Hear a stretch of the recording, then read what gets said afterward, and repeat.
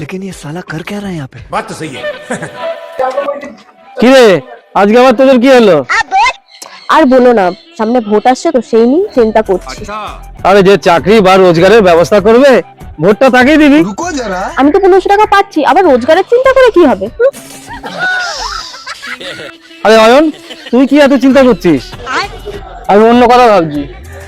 ভোটের মাধ্যমে এই 1500 টাকাটাকে 3000 টাকা করার একটা সুযোগ আছে। ঠিক বলেছিস তো। সারাদিন বসে বসে ওই কর, তোদের আর চাকরি বাকরির চিন্তা করতে হবে না।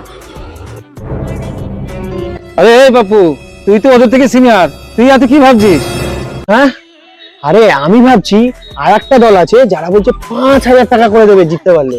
তা তিনটে দল মিলিয়ে জোট সরকার করলে হয় না? তাহলে 5, 3, 8 আর 1.5 9500 টাকা ভাতা পাওয়া যাবে।